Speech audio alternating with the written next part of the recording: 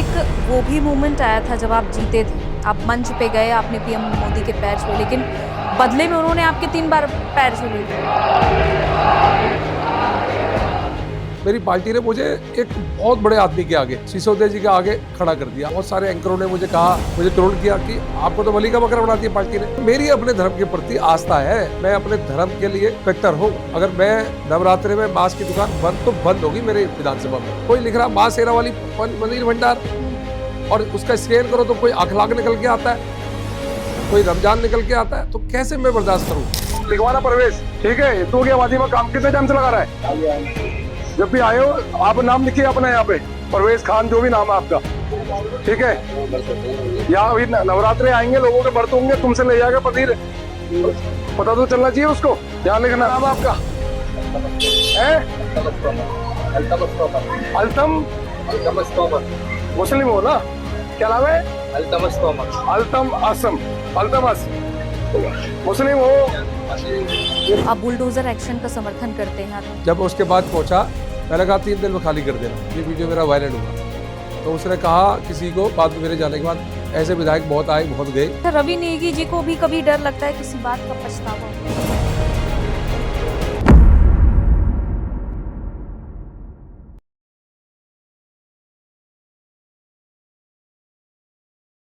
नमस्कार, आप देख रहे हैं clear cut with Anjali Rajawat.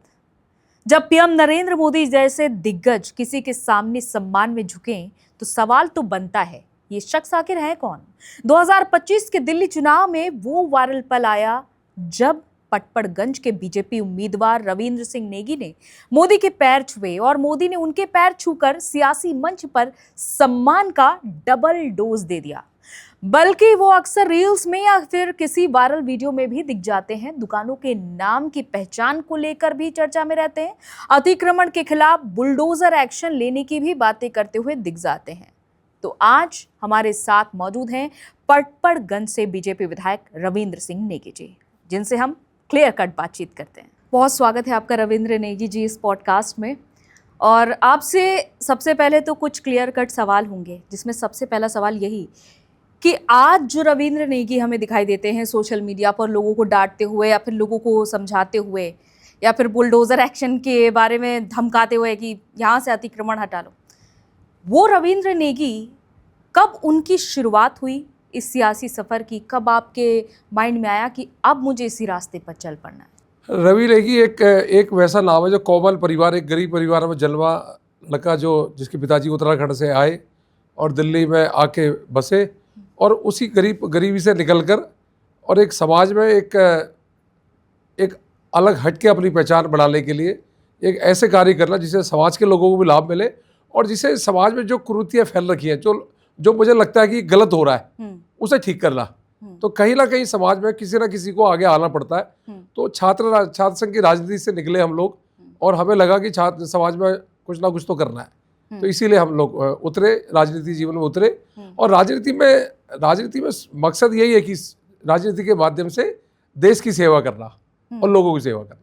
ये आपके जैसे कि सफ़र की शुरुआत होती है, आपके पिताजी उत्तराखंड से हैं, आपकी जड़ें अल्मोड़ा से, फिर उसके बाद दिल्ली आपके पिताजी का आना हुआ और दिल्ली में ही आपका जन्म हुआ। तो आपने सरकारी स्कूल से पढ़ाई की है, जैसा कि आपने जानकारी भी दी थी, सरकारी स्कूल से। तो उस समय के पल थोड़ा अगर आप याद करना चाहें। हम लोग बड़ी गरीबी से निकले लोग हैं। पिताजी सन 70 के दशक में दिल्ली आ गए और इंडिया गेट में, आज भी मुझे याद है, पिताजी बताते हैं कि इंडिया गेट में 7 दिन वो सोए जब घर नहीं था यहाँ। इंडिया गेट पे 7 दिन तक सोए। तो उस टाइम यही जमाना था, तो दिल्ली में कोई रोजगार नहीं था। उस समय आप लोग कहाँ होते थे? तो मैं तो खैर पैदा ही नहीं हुआ था उस टाइम, 70 के दशक की बात है। और आपकी माताजी? माताजी गाँव रहती थी। हाँ, गाँव थी माताजी। फिर पिताजी को जॉब वॉब मिली, एक कोई हॉस्पिटल में किसी की सेवा कर रही थी, किसी बड़े अफसर की। तो उसकी पिताजी ने सेवा करी। तो सेवा करते हुए उसने कहा कि भाई कहीं आपको जॉब लगा देते हैं। तो उस व्यक्ति ने पिताजी को एक गवर्नमेंट जॉब में एज ए 4th क्लास में लगा दिया नौकरी। तो उसके बाद फिर माताजी गांव से आई, फिर एक छोटा सा मकान लिया दिल्ली में। और दिल्ली में मकान लेने के बाद जो एक कहानी होती है शुरू, हम पैदा हुआ, मैं पैदा होने के बाद गरीबी देखी हमने। एक अनऑथराइज्ड कॉलोनी में हमारा मकान था। मकान बनाते थे, फिर डीडीए वाले तोड़ जाते थे, फिर बनाते थे, फिर तोड़ जाते थे। मतलब बहुत संघर्षों की कहानी है। उसके बाद पिताजी ने किसी तरीके से मकान खड़ा किया और परिवार में गरीबी इतनी थी कि नौकरी के साथ साथ टेलर मास्टर का भी पापा काम करते थे। ऑफिस से आने के बाद माताजी और पिताजी दोनों एक छोटी सी दुकान चलाते थे जिसमें लोगों के कपड़े सिलते थे। और मुझे आज भी याद है कि मैं भी बहुत छोटा था, तो जब धागे लाने होते थे कपड़ों के, तो मैं खुद दुकान जाता था छोटा सा होके कि धागे ला के टेलर मास्टर जो उनको देना और कपड़े सिलना लोगों के। मतलब मैंने बहुत मतलब करीब से गरीबी देखी है, तो मुझे पता है कि किस तरह से गरीब आदमी को संघर्ष करना पड़ता है। इसीलिए आज जो रवि नेगी आज जो दिखता है वो इसलिए दिखता है कि वो गरीबों की सेवा के लिए दिखता है, क्योंकि गरीबी से निकला हुआ व्यक्ति। सरकारी स्कूल, प्राइमरी स्कूल से मैंने पढ़ाई करी, और गवर्नमेंट स्कूल से हमने 12वीं करी, दिल्ली यूनिवर्सिटी से ग्रेजुएशन करी, और परिवार में एक जना कमाने वाला, 3 जने 4 जने खाने वाले, तो संघर्ष बहुत उस देखा समय है। कैसे होते थे गवर्नमेंट स्कूल, सरकारी स्कूल वहाँ पर? सरकारी स्कूलों में उस जमाने में अगर 80-82 की दशक की बात करोगे तो मुझे लगता है कि उस टाइम जो बिछाने वाली जो बोरी थी वो भी हम घर से लेके जाते थे। अच्छा। हाँ, उस टाइम ऐसी हालत थी।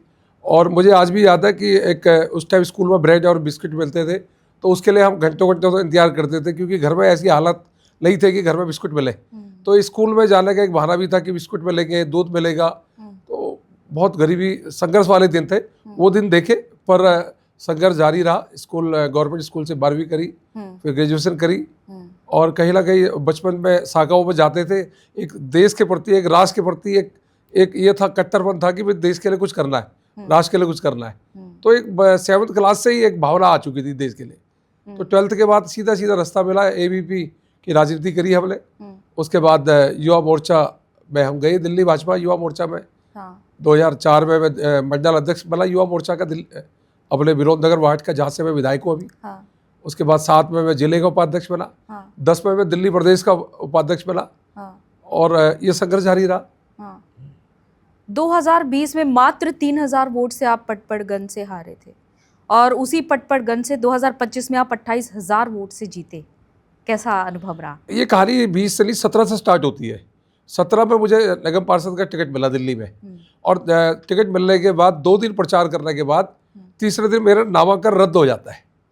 2004 से मैं राजनीति करता हूँ, 13 साल बाद मुझे पार्टी मौका देती है कि तुम चुनाव लड़ो, पर मेरा नामांकन रद्द होता है। कहीं ना कहीं मेरे नामांकन रद्द करने के पीछे कहानी थी।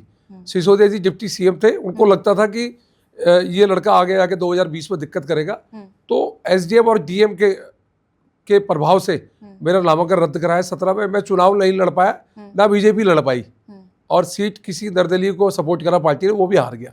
और 17 में जब मेरा नामांकन रद्द हुआ, मैंने उसी दिन कसम खा ली थी कि 20 में मैं जरूर विधायक का चुनाव लड़ूंगा और सिसोदिया जी को जरूर टक्कर दूंगा। 17 से कहानी शुरू हुई। सिसोदिया, आप कह रहे हैं कि सिसोदिया जी को लगा कि ये लड़का आगे जाके परेशानी, ऐसा क्यों लगा उनको?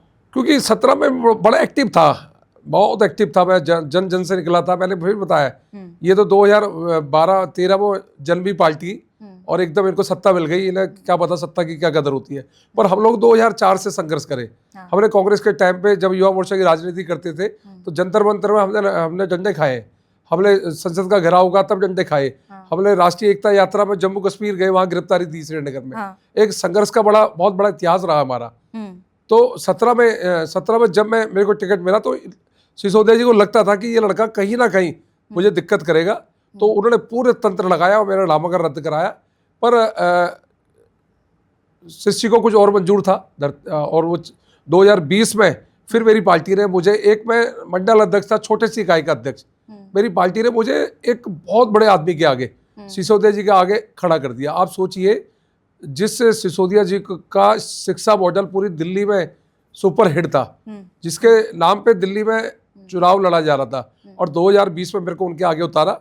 शुरू में मेरा काफ़ी मजाक भी उड़ाया, लोगों ने कहा कि दिल्ली बलि का बकरा बना दिया। मेरे को आज भी याद है कि बहुत सारे एंकरों ने मुझे कहा, मुझे ट्रोल किया कि आपको तो बलि का बकरा बना दिया पार्टी ने। अच्छा। तो मैंने कहा ये तो वक्त बताएगा। पर आप यकीन करिए, 2020 का चुनाव आज मतलब इतिहास के पन्ने में लिखा गया चुनाव है, जब दिल्ली का शिक्षा मंत्री, जिसके नाम से पूरा चुनाव लड़ा जा रहा था, जो सुपर CM था, 18 मंत्रालय थे, वो व्यक्ति 12 राउंड तक लगातार पीछे रहा। मीडिया दिखा रहा था सिसोदिया जी हार रहे, सिसोदिया जी पीछे। मैंने एक बार 3500 वोट से उनको पीछे कर दिया था। और कुदरती ऐसा हुआ, कुछ स्लम एरिया है जहाँ मुस्लिम बाहुल्य क्षेत्र है, तो उन क्षेत्रों में मेरी थोड़ा मेरी पकड़ कम है, तो उन क्षेत्रों में मैं हारा, इसलिए मैं मात्र 3000 वोट से हारा। आप कह रहे हैं कि उन क्षेत्रों में आपकी पकड़ कम है, ऐसा क्यों क्यों लगता है आपको? मैं हिंदू कुल में पैदा हुआ, मैं हिंदुत्व की राजनीति करता हूँ और अपने धर्म को आगे करने के लिए मैं जरूर कड़े कदम उठाता हूँ और उठाना भी चाहिए। भाई मैं पहले सनातनी हूँ, मैं बाद में मैं इंसान हूँ, पहले मैं सनातनी हूँ। क्योंकि पीएम मोदी खुद कहते हैं कि सबका साथ सबका नहीं, अब विकास। सबका साथ तो हम कह ही रहे हैं, हम जब अब सत्ता में है, आज हम हैं, तो मेरे यहाँ मुस्लिम लोग भी आते हैं, उनका काम करते हैं, पर मैं अपने धर्म, मेरी आस्था मेरे धर्म के प्रति है, अपने हिंदू धर्म के प्रति, तो मैं अपने धर्म के लिए बात करूंगा ना। पहले मेरा धर्म है, बाद में दूसरा है, तो इसलिए मैं हिंदू धर्म की बात करता हूँ। इसलिए मुझे लगता है 2020 में जो मुस्लिम भाव लिया था, वहाँ से मैं चुनाव हारा, पर 3000 वोटों से मैं मात्र हारा। और दिल्ली में सबसे ज़्यादा पूरे हिंदुस्तान में गूगल में सर्च करने वाला कोई नाम था तो रवि नेगी नाम था, कि आखिरकार ये है कौन, जिस व्यक्ति ने पूरी आम आदमी पार्टी की नींदें उड़ा दी। 4 बजे तक मैंने केजरीवाल जी को जश्न मनाने नहीं दिया। केजरीवाल जश्न मना नहीं पाए 62 सीट आने के बाद भी। तो आप सोचिए, उसके बाद 2020 के बाद हारने के बाद भी मैं लगातार संघर्ष करते रहा, लोगों के सुख में दुख में। डिप्टी सीएम क्षेत्र छोड़ के AB 17 कोठी में रहने लग गए, और मैं लगातार कॉलोनियों के बीच में कोरोना काल में 2 साल मैंने संघर्ष किया, लोगों को राशन दिया, लोगों को दवाइयाँ दी, और काफ़ी संघर्ष किया। और उसी संघर्ष की बदौलत 2025 में मेरी पार्टी ने मुझे फिर चुनाव लड़ाया और मेरे आगे फिर एक बड़ा चेहरा खड़ा कर दिया। और सोचिए, जिस शिक्षा वोटर में चुनाव लड़ा जा रहा था, सिसोदिया जी, उस व्यक्ति को मैंने सीट छोड़ने के लिए मजबूर कर दिया। मेरी वजह से वो सीट छोड़कर भागे, क्योंकि संगठन की ताकत से मैं चुनाव लड़ा 2020 में। अगर मुझे कोई ढूंढ के लाए तो माननीय अमित शाह जी मुझे आपकी वजह से सीट छोड़कर भागे, या फिर उनकी जेल जाना एक बड़ी वजह रही? देखो, जेल जाना तो बड़ी वजह थी। अगर उनको चुनाव ही लड़ना था, वो 3 बार के विधायक थे, तो अपनी सीट से लड़ते, जहां से वो विधायक थे 3 बार, डिप्टी सीएम रहे। कौन व्यक्ति अपनी सीट छोड़ेगा? सीट आदमी जब ही छोड़ेगा। पार्टी तय करती है। नहीं, पार्टी के सर्वे वो खुद ही थे, वो तो खुद ही मालिक थे। तो उनको लग रहा था, उन्होंने सर्वे कराया, उनको लगता था जिस व्यक्ति ने 2020 में, जब वो व्यक्ति गुमनाम था रवि नेगी, जब उस टाइम उसको इतनी टक्कर दे दी, तो आज तो फिर भी 2020 के बाद तो मुझे लोग जानने लग गए। और कहीं ना कहीं अमित शाह जी की एक मतलब उनकी मैं बुद्धि की मैं दाद दूंगा, जो ढूंढ के लाते हैं हम जैसे लोगों को। अमित शाह जी और मोदी जी गरीब परिवार के लोगों को उठाते हैं और एकदम बड़े से बड़े के आदमी के आगे चुनाव लड़ा देते हैं। तो मुझे लग रहा है कि कहीं ना कहीं डर था सिसोदिया जी में, सिसोदिया चुनाव हारेंगे। उन्होंने सीट छोड़ी और ऐसे आदमी को मेरे आगे खड़ा कर दिया जो शिक्षाविद था और जो यूट्यूब का एक बादशाह था, जिसको लोग IAS की पढ़ाई पढ़ाते थे, बहुत बड़ा नाम था, अवध ओझा। उसके आगे मेरे को खड़ा किया। अवध ओझा जब मेरे आगे खड़ा हुआ, लोगों ने मुझे कहा, अरे बहुत बड़ा नाम है, पूर्वांचल के चेहरे हैं, अवध ओझा है। तो मैंने उनको यही जवाब दिया, मैंने बोला भाई 5 साल मैंने संघर्ष करी है, पूर्वांचल उत्तराखंड और हर समाज को मैं लेके चलाऊं, और ये मेरा परिवार है, मैं इस बिलोद नगर में पैदा हुआ हूँ, तो मुझे लोग पसंद करते हैं। और कहीं ना कहीं ये लोग बाहर से आए हुए हैं, पैरासूट से आए हुए हैं, हारेंगे तब गायब, जीतेंगे तब गायब। और वही नतीजा हुआ, 28,400 वोटों से मैंने उस व्यक्ति को हराया। और दिल्ली की सबसे ज़्यादा वोट सीट अगर जीतने वाली कोई सीट थी तो पचपड़ गज थी। रविंद्र नेगी की छवि, या फिर रवि नेगी की छवि एक कट्टर हिंदुत्ववादी नेता के रूप में जानी जाती है। क्या आपको खुद को ऐसे ही देखते हैं? नहीं, बिल्कुल होनी भी चाहिए भाई। मैंने फिर कहा, मैं हिंदू कुल में पैदा हुआ, और अगर मैं हिंदुत्व की बात नहीं करूं हिंदुस्तान में, तो मैं पाकिस्तान में थोड़ी बात करूंगा। आपको लगा था कि अगर ये इस तरीके से मैं एक्टिव रहूंगा तो शायद पटपड़गंज का योगी आदित्यनाथ उस छवि से देखा जाए मुझे? देखो, योगी जी एक कुशल शासक है, कुशल नेता है, और उनके नेतृत्व में आज यूपी एक बहुत विकास की एक नई गाथा बोल रही है। और योगी जी से अगर मेरे को कोई मिला रहा है तो ये मेरा सौभाग्य है। बाकी योगी जी जैसे आदर्श वाले लोग इस देश में बहुत कम होते हैं। आपने क्या उन्हें फॉलो किया? नहीं, फॉलो मैं तो रवि नेगी ही बनना चाहता हूँ, पर मैं ये चाहता हूँ कि मैं ऐसा शासन दूँ जैसे यूपी में शासन है। मैं ऐसा पटपड़गंज में चाहता हूँ कि मेरी माँ, मेरी बहनें अगर शाम को घर से निकले तो एक बेखौफ निकले, एक निडर होकर निकले, उनको लगे कि उनका बेटा रवि नेगी है यहाँ पे। उनको ऐसा लगे, कोई माँ रात को अगर अपने बेटे का इंतजार कर रही है तो उसको लगे कि मेरा रवि नेगी है, मेरा बेटा घर शाम को सुरक्षित आएगा, क्योंकि मेरा बेटा पटपड़गंज में रवि नेगी है। तो कोई बहन अगर स्कूल जा रही है सुबह, तो उसकी माँ को लगे कि मेरा बेटा रवि नेगी है, वो लोगों को सुरक्षा अच्छा करे। बाहर लगता है कि ये एक एजेंडा, आप कह रहे हैं कि मैं लोगों को सुरक्षा देना चाहता हूँ, आप धर्म की रक्षा करना चाहते हैं, बाहर ये लगता है कि ये सिर्फ एक एजेंडा है। अगर एजेंडा है तो फिर मेरे को लगता है कि जो ओवैसी साहब वहाँ जो कहते हैं 15 मिनट के लिए पुलिस हटा दो हम देख लेंगे, तो ये इसका मतलब वो भी एजेंडा ही है। जो हैदराबाद से आए दिन मुस्लिमों की बात करते हैं, तब कोई भी उनको बोलता नहीं है। पर अगर हम हिंदुओं के हिंदुत्व की बात करते हैं तो लोग कहते हैं कि हम धर्म जात पात में बांट रहे हैं। इसमें जात पात बांटने की कोई बात ही नहीं है। जब मोदी सरकार कोई योजना लाती है तो सब धर्म लेते हैं, चाहे वो हिंदू हो चाहे मुस्लिम हो। तो इसी प्रकार मैं अगर विधायक हूँ, सबका विधायक हूँ, पर मेरी अपने धर्म के प्रति आस्था है, मैं अपने धर्म के लिए कट्टर हूँ। अगर मैं नवरात्रि में मांस की दुकान बंद तो बंद होगी मेरी विधानसभा में, मैं मंदिरों के आगे दुकान नहीं खोलने दूंगा, क्योंकि मैं अब पहले हिंदू हूँ, मैं अपने धर्म को मानने वाला व्यक्ति हूँ। मेरी आस्था मेरे धर्म के प्रति है। मेरी आस्था मतलब मुस्लिम धर्म में नहीं, मेरी आस्था मेरे अपने धर्म में है सनातनी। तो इसलिए मैं अपने धर्म के लिए, अपने हिंदुत्व के लिए किसी भी मंदिर के आगे अगर मांस की दुकान खुली होगी तो ईद मैं बंद कराऊंगा ही कराऊंगा, नवरात्रों में और सावन में। एक वो भी मूवमेंट आया था जब आप जीते थे, आप मंच पे गए, आपने पीएम मोदी के पैर छुए, लेकिन बदले में उन्होंने आपके 3 बार पैर छू लिए। वो भी एक स्टेज पर देखो, मेरे वो बड़ा इमोशनल और भावुकता वाला क्षण था मेरे लिए, और मैं भूल नहीं सकता। और वो मेरे आदर्श है। और जब मेरे आदर्श, जिनको आप राजनीति में आइडियल मानते हैं, अगर वो आपके सामने आ जाए तो आपको उस टाइम ऐसा लगता है कि अरे पैर छू लो, पैर छू लो। तो मुझे लगता है कहीं ना कहीं प्रधानमंत्री जी को पैर छुआना सार्वजनिक मंच पर अच्छा नहीं लगता। आपने कई बार देखा होगा, मोदी जी कई बार कोई बुजुर्ग लोग जैसे कोई सम्मान ले रहे होते हैं, पैर छूते हैं तो वो एकदम बिल्कुल, तो उसी प्रकार उन्होंने रिएक्ट करा, उन्होंने नहीं, पैर नहीं छूना। तो मुझे लगता है वो एक इमोशनल पल था। वो पल मैं आज भी अपने दिल में सुजोकर रखता हूँ। और कहीं ना कहीं उस वाली जो घटना थी, जो भी इसको बोलेंगे, एक मेरे लिए एक सपना था, उससे मेरी एक पहचान भी मिली, और मुझे लोगों ने देखा भी रवि नेगी है कौन। तब अच्छा, वीडियोस आपके बहुत ज़्यादा वायरल होते हैं, ना सिर्फ आपके वीडियो की क्लिप में मुझे देखने को मिलती है, बल्कि लोग भी जो रील्स बनाते हैं वो रवि नेगी बन के रील्स बनाते हैं, और लोगों को डांटते हुए, दुकानें बंद करवाते हुए ऐसे। तो ये आपकी छवि बनी हुई है लोगों की नज़र में।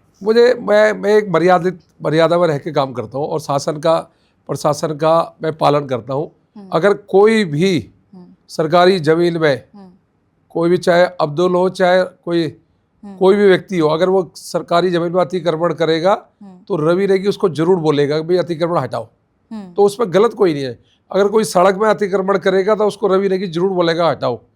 तो मैं ये काम करता हूँ, मैं तो रोजमर्रा के काम करता हूँ। मैं चाहता हूँ कि ऐसा रोज ऐसे मिले कि शाम को आराम से निकल पाए लोग, ट्रैफिक जाम ना हो, सड़क में अतिक्रमण ना हो, कोई खुले में दुकान, कोई खुले में बाहर दुकान के आगे अतिक्रमण ना कर रहा हो। तो मैं वही पालन कराता हूँ। उसी में लोग जोड़ देते कि मैं हिंदू मुस्लिम करता हूँ, या मैं जो भी मेरे बारे में बोलते हैं लोग। क्योंकि वोटर्स में, खास तौर पर जो मुस्लिम वोटर्स हैं, उनमें डर फैला हुआ है, उस पैटियों में डर फैला हुआ है बुलडोजर एक्शन का, जिसके वीडियो भी आपके हमने देखे हैं, और उसका जिक्र करते हुए कहा जाता है ये कोई एजेंडा है या फिर कानून व्यवस्था। ये कानून व्यवस्था बोलेंगे। देखो, खौफ बुलडोजर का उसी को होगा जो गलत काम करेगा। बाकी बुलडोजर कभी भी गरीब की झोपड़ी में नहीं जाएगा। इस पटपड़गंज विधानसभा में किसी गरीब लाचारी, किसी लाचारी का मजाक नहीं उड़ाएगा बुलडोजर उसके घर में जाएगा जो झुग्गियों में रहकर चरस बेच रहा है, गांजा बेच रहा है, जो सट्टा खिला रहा है, उसके घर में जरूर जाएगा बुलडोजर, और बुलडोजर से ही उसकी कार्रवाई होगी। यह सीधा एजेंडा है मेरा स्पष्ट है उन लोगों से जो हमारी युवा पीढ़ी को बर्बाद कर रहे हैं, जो सट्टा खिला रहे हैं, जो गांजा पिला रहे हैं, जो नशे का कारोबार कर रहे हैं। उनके लिए क्लियर स्पष्ट एक ही भाषा है कि मान जाओ, नहीं तो तिहाड़, और अगले दिन घर में बुलडोजर। ये स्पष्ट है। और अभी तक अगर देखा जाए पटपड़गंज में, तो आपके जो 4-5 साल से आप जैसे कि एक्टिव हैं, आपके एक कट्टर हिंदुत्ववादी नेता की छवि बनी हुई है, उससे फायदा किसको हो रहा है? फायदा समाज को हो रहा है भाई। मैंने फिर कहा कि अगर नवरात्रे चल रहे, मेरी बहन नवरात्रों में व्रत रख रही है, और वो चाहती है कि मैं नवरात्रों में एक ऐसी दुकान से पनीर खरीदूं जिसकी मुझे दुकान की आइडेंटिटी पता हो, मुझे पता हो ये किस धर्म का व्यक्ति है, मेरे को पता हो, मेरा अधिकार है। अगर वो अगर मैं कराता हूँ, अगर मैं नाम बोलता हूँ कि आप सही नाम लिखिए, अगर कोई हमारी देवी देवताओं का नाम से दुकान चलाता है और वो होता किसी धर्म के, तो मैं अपने देवी देवताओं का अपमान कैसे होने दूंगा? कोई लिख रहा माँ शेरा वाली पनीर भंडार और उसका स्कैन करो तो कोई अखलाक निकल के आता है, कोई रमजान निकल के आता है, तो कैसे मैं बर्दाश्त करूं? जय हनुमान पनीर भंडार लिख रहे हैं आप, माता वाली शेरा वाली पनीर भंडार लिख रहे, उसके बाद आप दूसरे धर्म के हो रहे। तो आपको अगर व्यापार करना है तो अपने धर्म अपना लिखिए ना नाम, अपना जो आपका नाम है अब्दुल अहमद अब्दुल लिखिए। तो इसमें गलत क्या है? अगर मैं ये काम करता हूँ गलत क्या है? आप ये काम काफी समय से कर रहे हैं और बीच में सीएम योगी आदित्यनाथ ने भी यूपी में ये रूल लागू कर दिया था कि जितने भी दुकानदार हैं वो नाम अपना जरूर लिखेंगे दुकान पे, कोई पहचान नहीं छिपाएगा। क्या आपको वहीं से आइडिया आया? नहीं, आइडिया मुझे तो जब मैं निगम पार्षद था काउंसलर, तो मुझे कई आठ ओले के लोग, कई महिला कीर्तन मंडली मेरे पास आती थी, कहती थी ये आजकल जिस प्रकार एक सोशल मीडिया के माध्यम से थूक जिहाद, कभी पेशाब जिहाद, कभी ऐसी चीजें चल रही है, लोग डरे रहते हैं, लोग सहमे रहते हैं। अभी लोनी की घटना आपने 1 साल 6 महीने पहले देखी होगी। एक जूस की दुकान थी जो कई सालों से उसमें क्या क्या मिलाता था, तो लोग डरे थे, लोग सहमे थे। लोगों ने कहा कि इस तरह का काम अगर पटपड़गंज में हो रहा है तो आप जरूर पहल करिए। तो मैंने लोगों की भावनाओं को कदर करके मैंने पहल करी और मैंने ऐसी बहुत सारी दुकानें जो गलत नाम से चल रही थी मैंने चेंज कराई। मैंने कहा चेंज करिए आप, हमें कोई दिक्कत नहीं, आप खूब करिए व्यापार, पर इस पटपड़गंज विधानसभा में हम गलत नाम से दुकान नहीं चलने देंगे, आप अपना असली नाम लिखाएंगे। अभी भी ये रुक नहीं रहा है जो आप बोल रहे हैं थूक जिहाद, अभी भी कई सारे वीडियोस ढाबे के कई जगह के आ रहे हैं। इन लोगों के लिए क्या कहना चाहेंगे आप? कौन सी मानसिकता के होते हैं ये लोग? ये मुझे लगता है कि इनको कुछ प्री प्लान तरीके से इनको सिखाया जाता है, इनके मन में इनको बताया जाता है कि इस तरह से करिए, नहीं तो एक आम इंसान इस तरह की हरकत कैसे करेगा? कहीं ना कहीं प्लानिंग होती है, कहीं ना कहीं एक जिहाद जो चल रहा है देश में आज, लव जिहाद, थूक जिहाद, पेशाब जिहाद, ये कहीं ना कहीं ये मानसिकता से निकल कर आता है, जहाँ मतलब इनको एक तरह से प्री प्लान तरीके से इनको छोड़ा जाता है कि आप इस तरह से करिए। तो मैं कम से कम पटपड़गंज विधानसभा में तो नहीं होने देता। मैंने आज मेरे को इस बात का सुकून है कि पटपड़गंज विधानसभा में जो व्यक्ति व्यापार करेगा तो अपना नाम लिखेगा, और अगर अपना नाम नहीं लिखेगा तो उसके खिलाफ कार्रवाई 100% होगी। उसके खिलाफ फिर क्या कार्रवाई करते हैं? कार्रवाई पुलिस प्रशासन करेगी, दिल्ली नगर निगम करेगा, हम लिखित में देते हैं, वो करे, नाम चेंज कराए, सील करे, जो भी करे। अब तक ऐसे कई मैंने देखे हैं आपकी वीडियो, अब तक ऐसे कई दुकानदार आपने देखे जिन्होंने न्यू गढ़वाल करके लिखा है नाम, कुछ और नाम लिखा है, फिर आप डांट रहे हैं कि अपना नाम लिखो इसमें, क्योंकि स्कैन कर रहे हैं तो कुछ और नाम आ रहा है। तो ये आखिर लोगों का ये मानना है कि इससे हमारी रोजी रोटी चलती है, अगर हम अपना नाम नहीं बदलेंगे दुकान का तो हमारी कोई दुकान पर नहीं आएगा। तो फिर ऐसे नौबत ही क्यों आती है? फिर ऐसा आप काम ही क्यों करते हैं? आप क्यों जिहाद वाला काम करते हैं? आप रहिए ना सबसे मिलके, ऐसी वीडियो क्यों आती है आपकी? तो कहीं ना कहीं एक हमारे हिंदू धर्म में खौफ है, लोगों को डर है कि भाई उसको पूरी आज़ादी है, अगर वो पनीर खरीदने जा रहा है तो उसको पता होना चाहिए ना किस दुकान से पनीर खरीद रहा है, तो उस पर लिखने में दिक्कत क्या? मैं एक दुकान पे गई और मैंने पूछा कि भैया अपने नाम ऐसा क्या? मैडम कोई आएगा नहीं फिर दुकान पे, ऐसा फैला के रखा है लोगों ने, खास तौर पर नेताओं ने डर फैला दिया है। नहीं, आप रोजगार भी हमारे नाम से करेंगे और फिर बाद में आप गाली भी सनातनी को देते हैं। कई बार मैंने ऐसे वीडियो देखे हैं कि ये विशेष धर्म के लोग सनातनियों के बारे में गलत बोलते हैं। मतलब व्यापार भी हमसे करना है, पैसा भी हमारे लोगों से कमाना है, अपना घर भी हमारे लोगों से चलाना है, पर फिर बाद में गाली भी हमें देनी है सनातनियों को। तो इस तरह तो नहीं चलेगा दिल्ली में, देश में। अगर आप हमसे पैसा कमा रहे हैं तो आपको हमारी इज्जत करनी पड़ेगी, हमारे धर्म की इज्जत करनी पड़ेगी। अगर आप हमारे धर्म की इज्जत नहीं करेंगे तो आपके साथ ऐसा ही होगा। आप बुलडोजर एक्शन का समर्थन करते हैं अतिक्रमण के खिलाफ? बिल्कुल करेंगे। 25 मैं अभी आपने देखा होगा जब मैं विधायक बना तो एक अब्दुल नाम का एक व्यक्ति था खिचड़ीपुर में, जिसने 25 साल से सरकारी जमीन डीडीए की 25 साल से कब्जा की थी और लाखों रुपया इधर उधर जा रहा था उसका, और 25 साल से उसको कोई खाली नहीं करा पाया।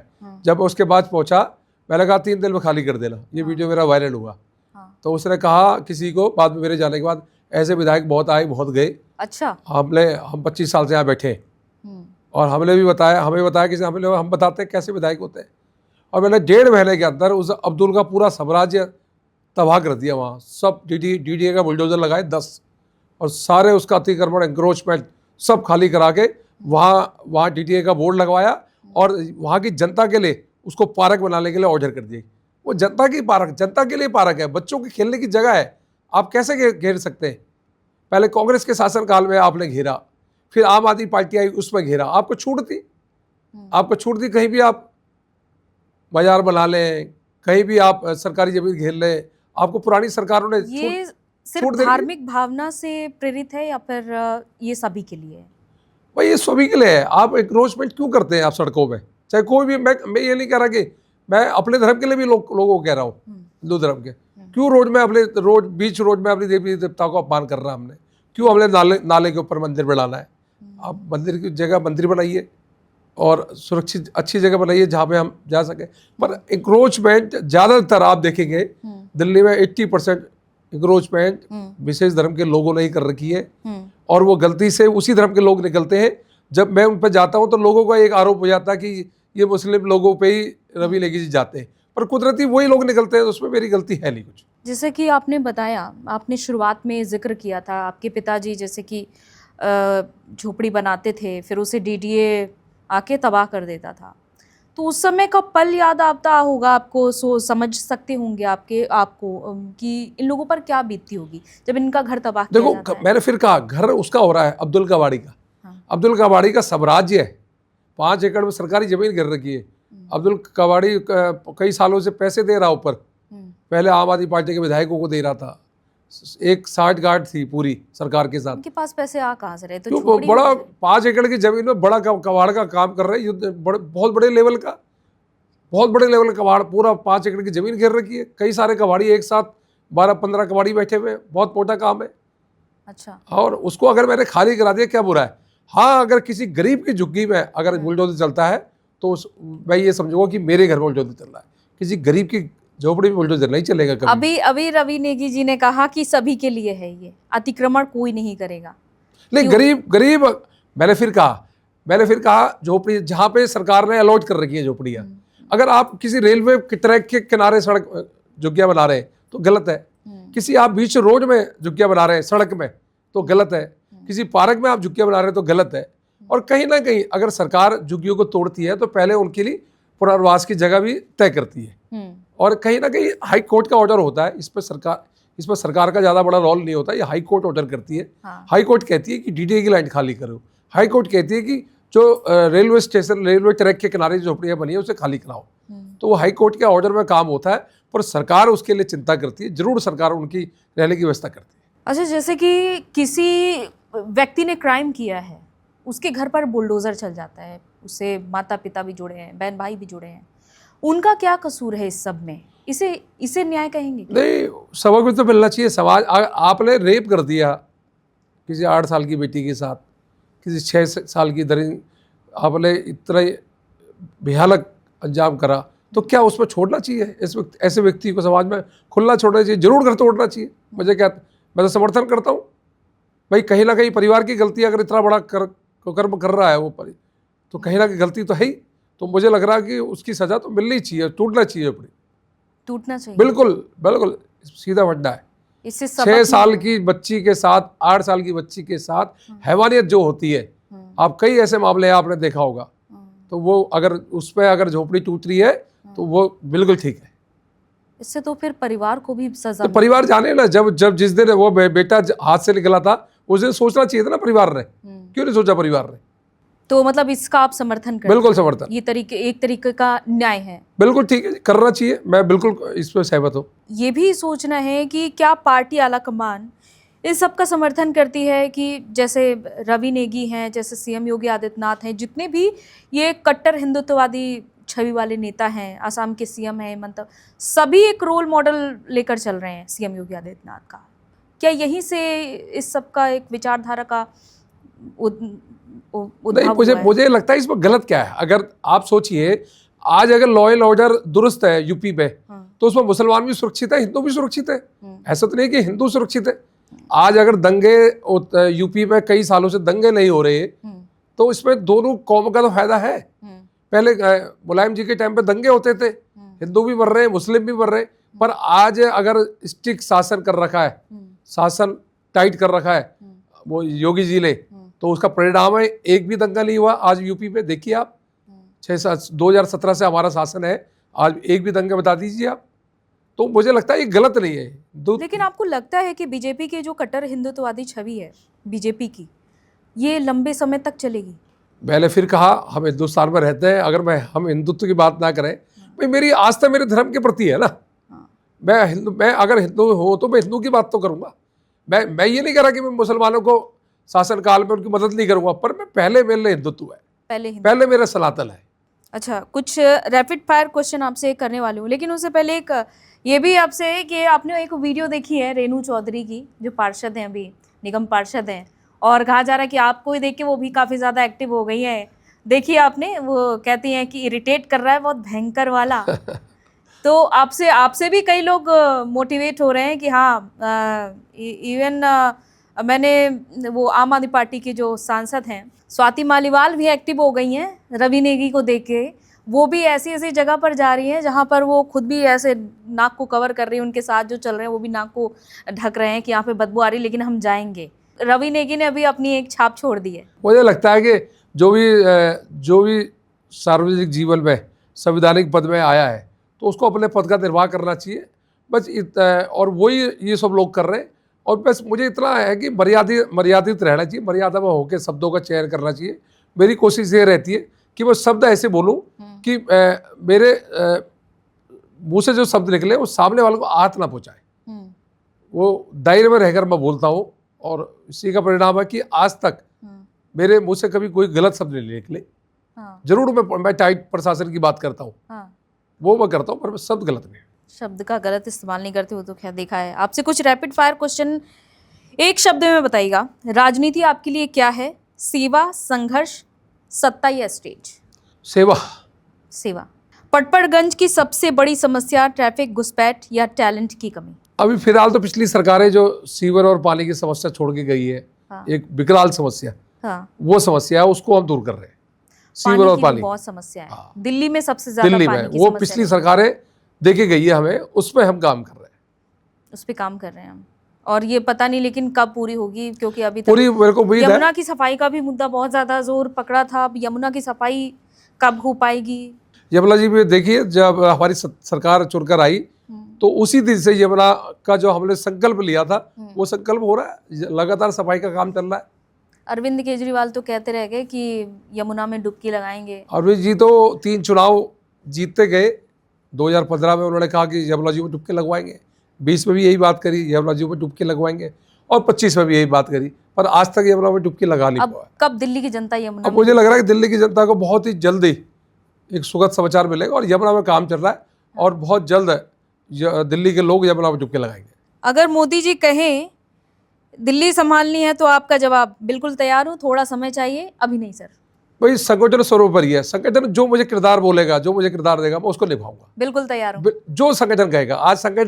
आज रवि नेगी, अगर रवि नेगी को कोई देश में जानता है तो सिर्फ बीजेपी की वजह से। अगर मेरे नाम से बीजेपी हटा दो तो रवि नेगी को कोई भीड़ में भी नहीं बचा लेगा। तो कहीं ना कहीं संगठन सर्वोपरि है, अगर संगठन जो आदेश देगा वो सर माथे में। लेकिन रवि नेगी ने अपनी छवि बना ली है, कैसी बात करें आप?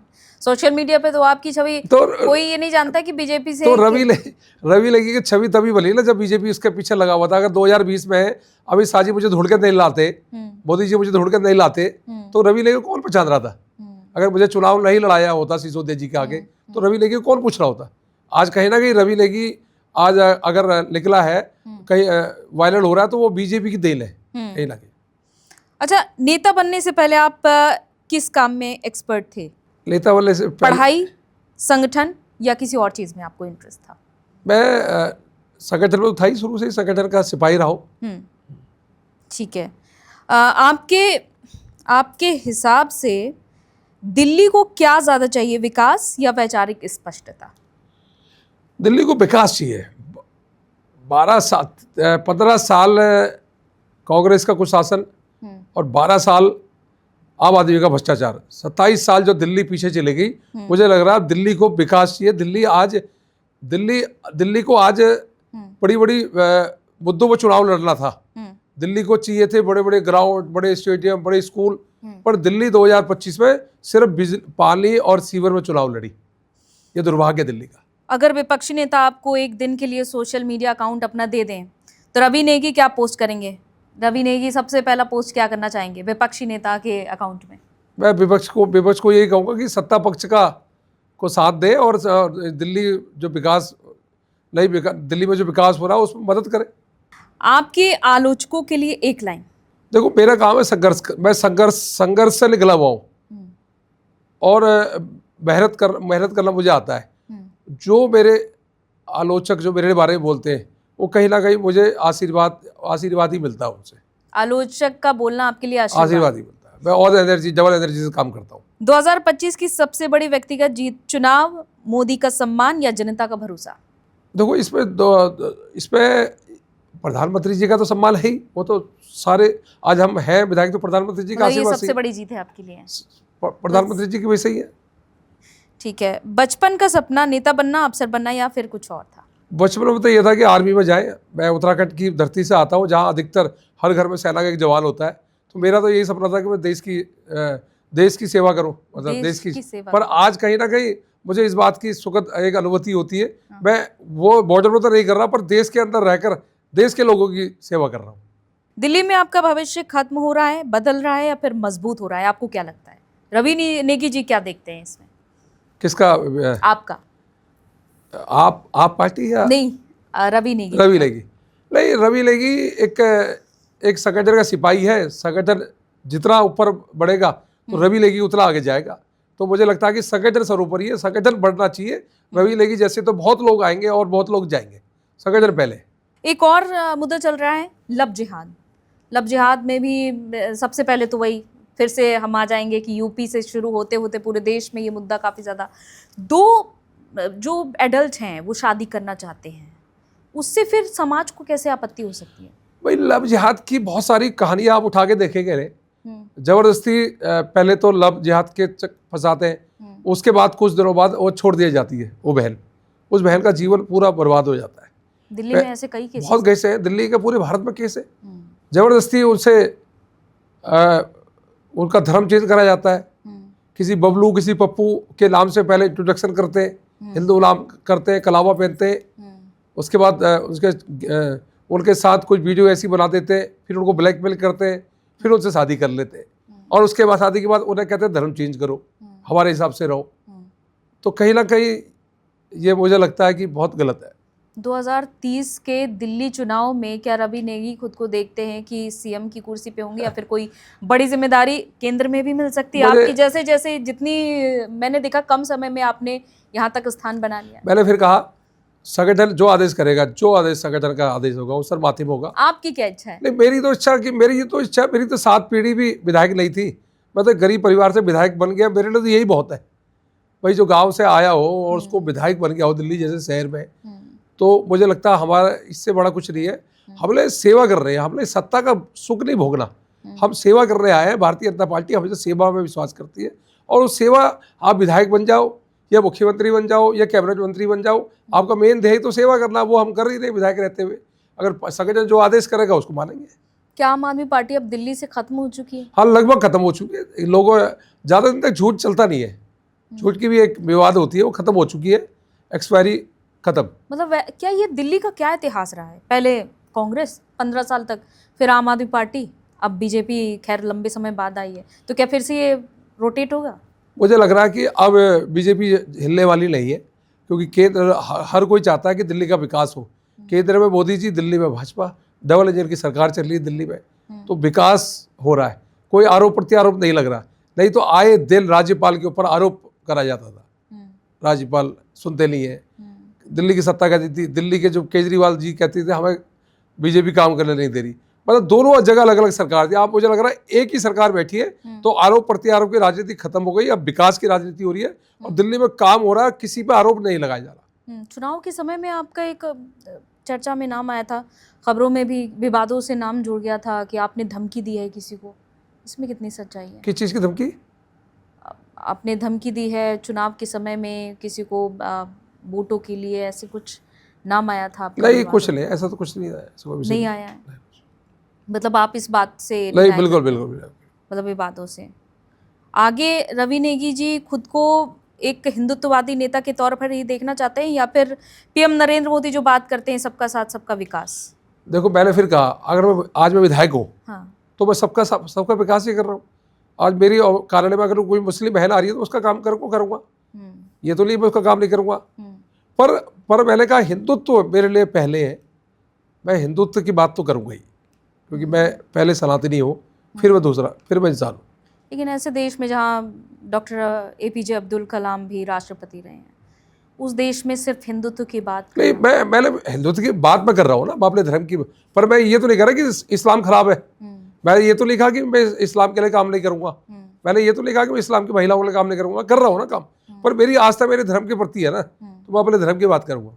इसलिए मैं अडिग हूँ उसमें अपने धर्म के लिए। युवाओं के लिए कोई संदेश आप देना चाहें? मैं युवाओं को यही कहूँगा, मैं दिल्ली विकास कर रही है और दिल्ली की विकास में अपनी भूमिका निभाए, और जरूर दिल्ली में अब चौबे की विकास हो रहा है और युवा कंधे से कंधे मिलाकर इस सरकार का समर्थन करें। पूरे देश के युवा आपको सुनेंगे, लेकिन तो पूरे देश के युवा मुझे पसंद करते हैं, और मैं कहीं ना कहीं युवा को लगता है कि कोई दिल्ली में बैठा है जो कई ऐसे मुद्दे उठाते हैं।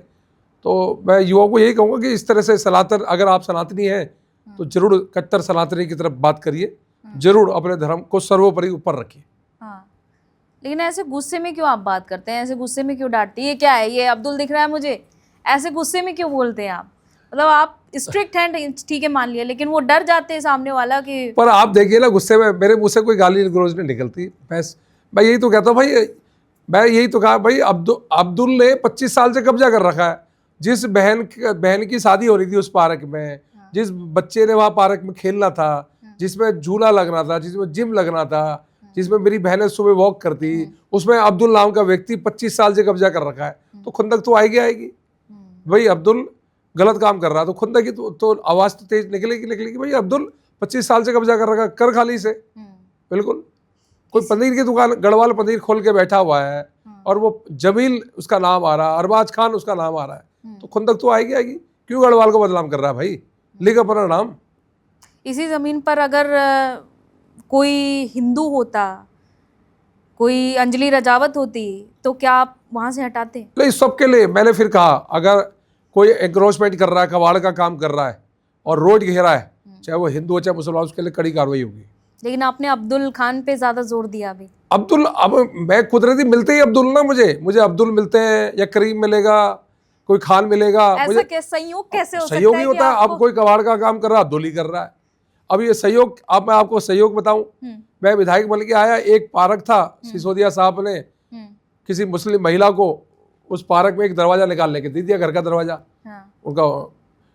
उनकी मोहब्बत है भी इस्लाम धर्म से, वो कर देते हैं, तो एक दरवाजा निकलवा दिया पार्क में। और उस महिला ने भी उसका इतना फायदा उठाया, तो उसने वहाँ नमाज पढ़ना चालू कर दिया पार्क में। भाई तेरे को पार्क चल गेट दे दिया, और गमले रख दिए, अपने पेड़ पौधे रख दिए, अपनी बैरिकेडिंग कर दी। जब संघ की शाखा वहाँ लगती तो संघ की शाखा लग लेना दी, बदतमीजी करे लोगों से। अब मैं विधायक बने मुझे जुम्मे में एक ही हफ्ता हुआ था, मुझे लोगों को फोन आया, तो वो पूरे इमाम दस्ते के साथ वहाँ पहुँचा, और बुलडोजर कार्रवाई रहती है, मैं लेके पहुँचा पूरा। डीसी साहब भी थे। मैंने कहा ये जमीन सरकार की है, ये दरवाजा क्यों निकला है, ये गमले क्यों रखे हैं, ये नमाज पढ़ने की जगह थोड़ी है, आप घर में पढ़िए नमाज। नहीं, सिसोदिया जी खोल गए, तो सिसोदिया ने गलत काम किया है तो हम भी गलत करें क्या? उसको ठीक करने तो हम आए। तो मैंने तत्काल में वो दरवाजा बंद कराया, चिनाई कराई उसी टाइम, और जितना भी एंक्रोचमेंट था सब जेसीबी से तोड़वाया और खाली करके सर्व समाज के धर्म के लोगों को दे दिया पार्क। तो उसमें गलत क्या है भाई? और उन लोगों को जिनको हटाया गया उनके लिए कोई और जगह फिर बनाई? वो घर तो था ही, उनका घर था, पर घर का दरवाजा, उनका घर गली थी, गली की तरफ से एक दरवाजा था, पर पार्क भी उनके घर में पड़ता था। अच्छा। तो पार्क, घर का दरवाजा पार्क में भी निकलवा दिया सिसोदिया जी ने। अच्छा। तो पार्क में घर का दरवाजा निकला तो उनको लगा कि पार्क ही हमारा है। तो उस पार्क में ही उन्होंने नमाज पढ़नी चालू कर दी, उन्होंने एंक्रोचमेंट चालू कर दिया। तो भाई पार्क तो सर्व समाज का है ना, आप कैसे कब्जा करेंगे? तो हमने वो दरवाजा बंद कराया, जो उनका मेन दरवाजा था उससे आए जाए आप। लेकिन आम आदमी पार्टी, मतलब बीजेपी के लिए इस बार का चुनाव काफ़ी फायदेमंद रहा कि आम आदमी पार्टी की जो छवि है वो धूमिल होती चली गई, कभी शराब नीति को लेकर, कभी घुसपैठियों को लेकर। क्या यही एक फायदेमंद साबित हुआ है? भाई ये जो जिन्होंने दिल्ली की सत्ता में जो आए, जिन्होंने कहा कि हम भ्रष्टाचार भ्रष्टाचार मुक्त रही है। जब अल्लाह आंदोलन में जन्मे ये लोग, और इन्होंने कहा कि हम राजनीति में नहीं आएंगे कभी, पहले अल्लाह जी की कसम खाते हैं जो भी था, पर ये राजनीति में आए चलो, और राजनीति में आने के बाद इन्होंने कहा गाड़ी नहीं लेंगे, बंगला नहीं लेंगे, कोठी नहीं लेंगे। पर आप देखिए सबसे बड़ा शीश महल 56 करोड़ का इन्होंने बनाया केजरीवाल जी ने।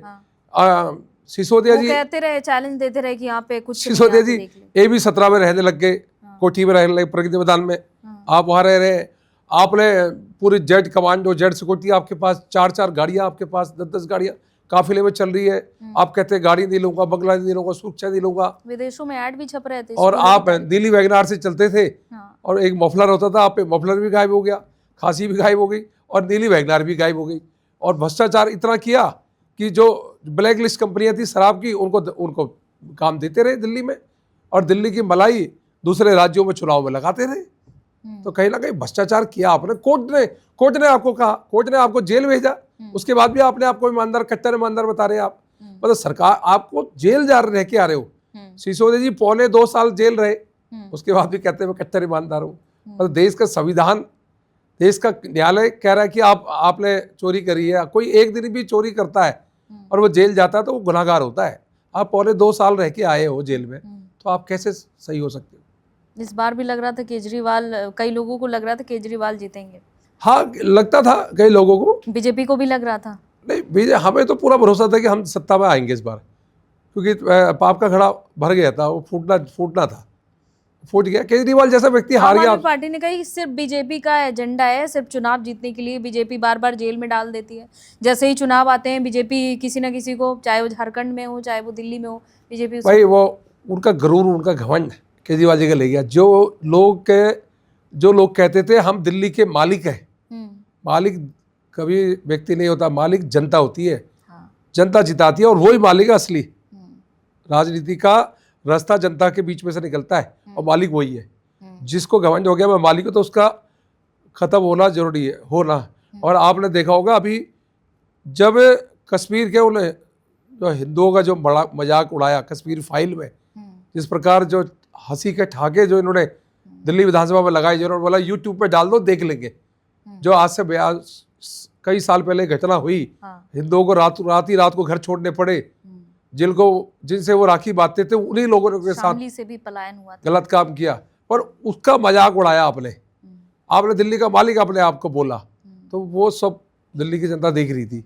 आपने शराब की दुकानें मंदिरों के आगे खोल दी है, मस्जिदों के आगे खोल दिए, स्कूल के आगे खोल दिए, अस्पताल के आगे खोल दिए। एक बोतल के साथ 3 बोतल आपने देना स्टार्ट किया। जिस बहन का सुहाग को बचाने की जिम्मेदारी आपके ऊपर थी, पर उसका सुहाग उजाड़ के उसकी पति के हाथ में बोतल आपने पकड़ा दी। खाली समय में आप क्या करना पसंद करते हैं? देखो, मैं राजनीति जीवन के साथ साथ एक पारिवारिक व्यक्ति भी हूँ। मैं पिता भी हूँ, और मैं बेटा भी हूँ और पति भी हूँ। और जब भी मुझे समय मिलता है तो मैं अपने बच्चों के साथ बैठता हूँ, उनके स्कूलों की बात चर्चा करता हूँ, क्या कर रहे हैं क्या नहीं कर रहे। और खाली समय में मेरे को कुकिंग का शौक है, तो मैं बच्चों को कुछ बना के खिला भी देता हूँ। और मेरी वाइफ को इसका गार्डनिंग का शौक है, पेड़ पौधों का, तो उसके साथ मैं नर्सरी भी चले जाता हूँ। पेड़ पौधे ले ले नर्सरी में चले आता हूँ, किसी दिन शॉपिंग करने मॉल चले आता हूँ। और जब खाली समय मिलता है तो अपने आसपास जो बुजुर्ग हैं उनके साथ बैठकर उनसे पुरानी बातें पूछता हूँ कि कब क्या हुआ था। और मेरे को उपन्यास पढ़ने का शौक है। मुझे कुछ धार्मिक जो ग्रंथ है उसको पढ़ने का शौक है। और मुझे फिल्में देखने का शौक है, ऐसी फिल्में जो आपको देशभक्ति के लिए प्रेरित करे। अच्छा, मतलब जिसमें आर्मी जवान, हाँ, इस टाइप के। अच्छा, मतलब अच्छा, रवि नेगी जी को भी कभी डर लगता है, किसी बात का पछतावा हुआ है? नहीं, पछतावा तो मेरे को इस बात का होता है, जब मैं रात को सोता हूँ तो मुझे लगता है कि उस बूढ़ी माँ की सड़क कब बनेगी, कब बनाऊंगा। जो बिरधा पेंशन मुझे उस माँ की लगानी थी, मैं कब लगाऊंगा। उस गली में पानी कब आएगा, ये मेरा चिंतन रहता है रात को। मुझे इस बात का मुझे कई बार लगता है कि मुझे और तेज़ी से करना चाहिए, पर मैं कर नहीं पाता। और जीवन में एक पछतावा मुझे इस बात का भी रहता है, मेरे फादर मेरे आइडियल थे। मेरे फादर ने असली हीरो, रियल हीरो मेरे फादर थे, और जो आज इस दुनिया में नहीं है, पर उन्होंने मेरा संघर्ष देखा, पर आज भी मैं संघर्ष कर रहा हूँ। पर उन्होंने सत्ता में मुझे बैठा नहीं देखा। मुझे इस बात का कई बार पछतावा रहता है, आज वो अगर होते तो अपने बेटे को कम से कम विधायक बनकर देखते। इस बात का भी जीवन में एक पछतावा रहता है। खास तौर पर वो मोमेंट जो हम सभी ने देखा, हम हाँ। चौंक गए कि पीएम मोदी जैसा जी चेहरा जी। जो रविंद्र नेगी का भी सम्मान कर रहा है। अच्छा, परिवार और राजनीति, इसमें कितना संतुलन है? आपने कहा कुकिंग भी करते हैं, आपने बहुत सारी हॉबीज बताई, कितना संतुलन है? परिवार, देखो राजनीति एक जीवन का एक हिस्सा है, और जो लोगों की सेवा के लिए राजनीति हमने चुना है। राजनीति हमने कोई राजनीति अपने लाभ के लिए या कोई आर्थिक लाभ के लिए नहीं चुना। हमने इस तरह राजनीति इसलिए चुनी है कि हम देश की सेवा करें, लोगों की सेवा करें, और पारिवारिक जीवन भी हमें संतुलन करना पड़ता है कि परिवार में हमारी भी जिम्मेदारी है। 2 बेटे हैं, माँ है, वाइफ है, तो दोनों संतुलन बना के रखता है। जब भी टाइम होता है तो परिवार को भी उतना ही समय देता हूँ, देने की कोशिश करता हूँ। और राजनीति में तो है ही 24/7। कॉलोनी में रहता हूँ, छोटे से मकान में मेरा आवास है। आज भी मैं वो पिता का मकान था, वही मकान मेरे पास है छोटा सा, उसी मकान में रहता हूँ। सुबह 7 बजे से मेरी दिनचर्या चालू हो जाती है। लोग 7 बजे से घर आना चालू हो जाते हैं, और लोगों को लगता है कि गली का मोहल्ला का विधायक का पकड़ लो, सुबह लोग पकड़ लेते हैं। अच्छा। उसके बाद 10 बजे से कार्यालय बैठता हूँ, 1 बजे तक कार्यालय रहता हूँ, और रात दिन जनता के बीच में रहता हूँ। और मुझे लगता है कि परिवार के लिए समय मैं उस हिसाब से निकाल नहीं पाता जिस हिसाब से मुझे निकालना चाहिए। अच्छा, उस हिसाब से नहीं दे पाते हैं, मतलब हफ्ते में कितना समय दे पाते हैं आप परिवार? नहीं, कई बार तो महीने हो जाते हैं समय, क्योंकि मैंने कहा ना, राजनीति और परिवार दोनों एक साथ संतुलन बनाना बड़ा कठिन काम है। जब आप अगर कॉलोनी में रह रहे हैं तो आपको लोग आएंगे अधिकार से आएंगे आपके पास। या तो आप सिसोदिया की तरह कोठी में चले आओ, AB 17 में वहाँ रहो और अपनी विधानसभा में कभी कभार आओ, वो हमसे हो नहीं सकता, क्योंकि हम सेवा करने आए। अगर हम कॉलोनी में रह रहे हैं तो जनता के बीच में घिरे रहेंगे, जनता सुबह से आएगी, फिर परिवार को समय आप दे ही नहीं सकते। ये आपके मन में भाव है जनता के लिए कि आप सेवा करें दिन रात, या फिर ये आने वाले वक्त के लिए कोई सोची समझी प्लानिंग है कि हाँ? नहीं, भाव है, मेरा एक भाव है। सुबह कोई व्यक्ति अगर आपके दरवाजे में 7 बजे आ रहा है, बेल बजा रहा है, और वो कह रहा है मेरा लड़का 1 दिन से लापता है, घर नहीं पहुंचा, तो मुझे भी दर्द होता है कि किसी का अगर लड़का 18 साल का, 16 साल का घर नहीं पहुंचा। मेरी भी बच्चे हैं। कोई व्यक्ति 6 बजे मेरी अलार्म घंटी बजा रहा है, मेरी बेटी कल से लापता है, अभी आई, घर नहीं पहुंची, तो मैं भी किसी बेटी का बाप हूँ या बेटे का बाप हूँ, तो मुझे भी चिंता होती है। तो मेरा भी दिल धड़कता है, कि मेरा भी दिल करता है कि नहीं, मुझे उस बेटी को पता करना पड़ेगा, उस बेटे को ढूंढना पड़ेगा। तो इसलिए मैं समाज सेवा में रहता हूँ। वैसे मैं, मतलब इस पॉडकास्ट को जो भी लोग देख रहे हैं, मैंने भी, क्योंकि कई लोगों से आपके बारे में बात की, पूछा जो व्यक्तिगत तौर पर आपको जानते, क्योंकि रील्स में जो देखते हैं गुस्सा करते वो तो मैं आपसे पूछ ही चुकी, आप इतना गुस्सा क्यों करते, लेकिन व्यक्तिगत तौर पर लोगों ने बोला कि वो बहुत अच्छे नेचर के व्यक्ति हैं, बहुत ही अच्छे हैं, बहुत ही सुलझे हुए हैं। लेकिन वो आपकी जो छवि दिखाई देती है, क्या उसमें कोई बदलाव? वो छवि ऐसा है ना, छवि मेरे जो मुस्लिम भाई है उन्होंने बना दी मेरी छवि ऐसी। मुस्लिम भाइयों ने बना, उनको लगता है अभी इत्तेफाकी है। अब उसमें उनका कहना भी ठीक है भाई। अब चुनाव हुआ विधानसभा का 2025 में, हर कोई नेता जाता है चुनाव वोट मांग ले मुस्लिम क्षेत्र में। मैं नहीं गया मुस्लिम क्षेत्र में वोट मांग ले, मैंने कहा नहीं चाहिए तुम्हारा वोट, मेरे हिंदू जिता देंगे मुझे। हार जाए जीत, बिल्कुल क्लियर कट है, मंचे से बोल दिया था कि सिंगल वोट नहीं चाहिए तुम्हारा, नहीं देना वोट मुझे, मेरे सनातनी जिता देंगे। तो उनको लगता है, अब जब मैं किसी से वोट ही नहीं, एक वोट की कीमत होती है चुनाव में हार जीत की। मैं हजारों वोट, मेरे यहाँ 30,000 मुस्लिम वोट है, मैं 30,000 वोटों को कह रहा हूँ नहीं चाहिए वोट तुम्हें, जाओ। तो अब उनको तो लगेगा भाई ये तो कट्टर हिंदू है भाई, ये तो मना कर रहा है वोट दे। तो इसलिए मेरे खिलाफ ही माहौल रहता है। कि ऐसा तो नहीं कि पटपड़गंज के जितने भी मुस्लिम है वो पलायन करने लग जाएं कि अब तो रवि नेगी जी आ गए, धमकी पहले ही दे चुके हैं कि वोट नहीं चाहिए अब। नहीं, अब ये तो है, देखो अब तो ये तो सुकून है मुझे कि अब ईद में बकरा ईद होती है तो किसी मस्जिद में काटने की किसी की हिम्मत नहीं है, बकरा काट दे। किसी की हिम्मत नहीं है गली में बकरा की कुर्बानी दे दे। किसी की गली में हिस्से नहीं, हिम्मत नहीं है कि भैंसा काट दे, और किसी की हिम्मत नहीं है कि सार्वजनिक जगह कुर्बानी दे दे। अब लोगों को समझ में तो आ गया, मेरे मुस्लिम भाइयों को, कि भाई भूचड़ खाना बना हुआ है, त्यौहार बनाइए, ईद में जाइए भूचड़ खाने में कटवा के लाइए। सार्वजनिक स्थान में अगर कोई भी कुर्बानी देगा तो वो जेल जाएगा।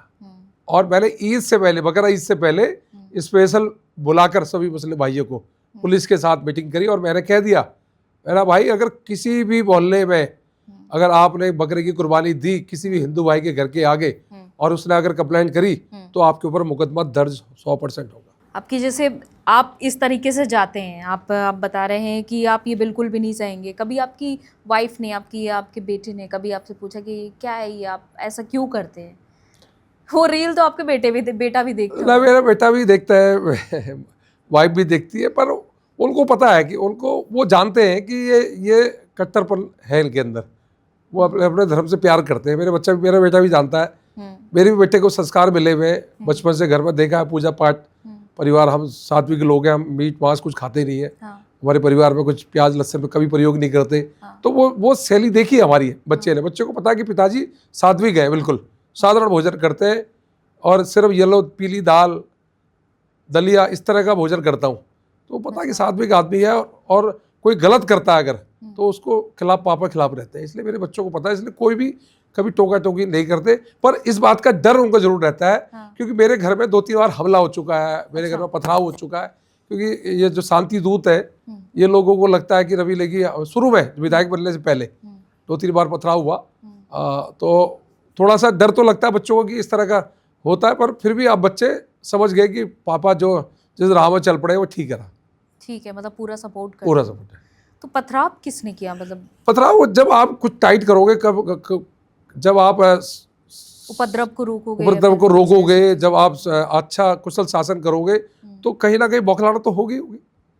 भाई कोई मांस की दुकान है और वो खुले में मांस काट रहा है और गली घेर के बैठा हुआ है, अगर उसकी दुकान सील कर रहा हूँ मैं, तो उसके अंदर पीड़ा तो होगी।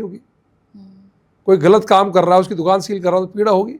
तो वही पीड़ा का मिक्स एक ये था कि 2-3 बार घर में ऑफिस में मेरे पथराव हुआ, पुलिस ने कार्रवाई भी करी और कहीं ना कहीं कुछ विशेष धर्म के लोग मेरे लिए गलत बोलते रहते हैं, मैं परवाह नहीं करता लोगों की, क्योंकि मैं जो कर रहा हूँ ठीक कर रहा हूँ। लेकिन कभी आपको लगा कि आपकी फैमिली भी है, हालांकि फैमिली आपका सपोर्ट करती है, लेकिन आपकी जो कट्टर हिंदुवादी छवि है ये कभी आपकी फैमिली को कभी कोई धमकी आई, कभी कुछ नहीं, मैंने कहा ना घर में हमला हुआ है, 2-3 बार हमला हुआ है। लेकिन इससे आप डरे नहीं? नहीं, मैं नहीं डरा, कभी नहीं डरा। हमला हुआ है, इससे कोई बात नहीं। मतलब हमला हो रहा है लेकिन आपकी छवि में, आपकी विचारधारा में कोई परिवर्तन नहीं आएगा।